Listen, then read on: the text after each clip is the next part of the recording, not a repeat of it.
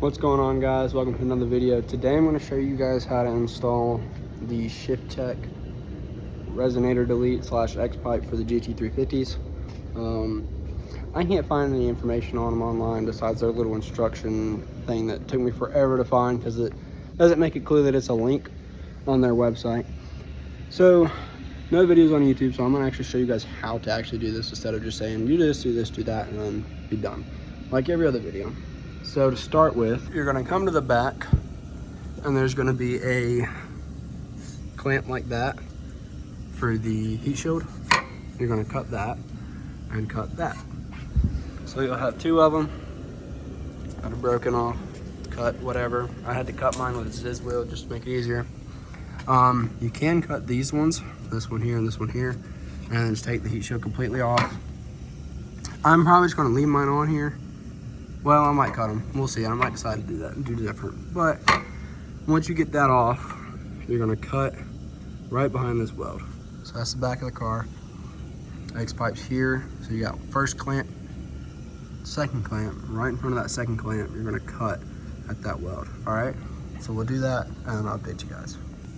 Okay, so once you've cut it, like I said, right after that weld, you'll want to disconnect, unbolt these 4 bolts for this clamp. After you do that, the whole thing will slide out, and then you work on your new piece.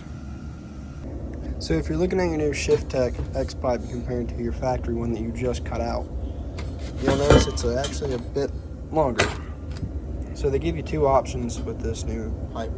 You can either leave it the way it is from the way they sent it to you, or you can cut it right about here, and that I'll put up on the screen what they say, but it restricts some airflow if you leave it like this. If you don't, it opens it back up to get maximum airflow.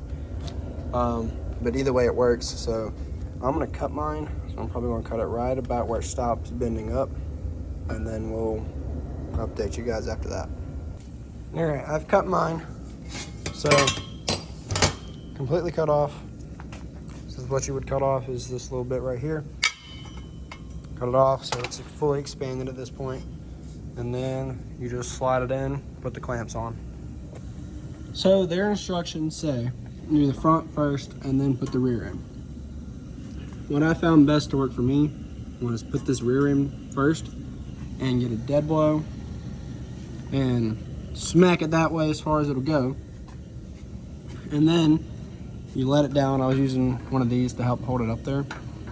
But use one of these and hold it up. And then once you get that in, you drop it down. You drop it back down as it's connected to here. And then you bring these down and you just kind of V them together like that. And as you push them up, they just kind of pop into place. And then I hammered these back just a little bit so they seal better.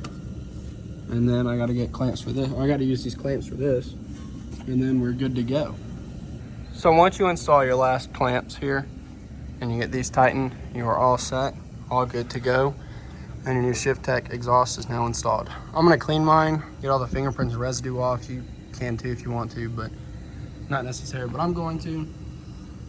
And I would show you guys a sound clip of what it actually sounds like right now, but I'm currently in the middle of a bunch of other things to be discussed later that I'm not happy with about this car, but it's a rabbit hole that I don't want to get into right now. Maybe we'll get into it later, but I can't start the car right now, so I'm gonna button on this up together and then I'm done for the day. But yeah, so that's how you install your Shifteck X pipe. Thanks for watching.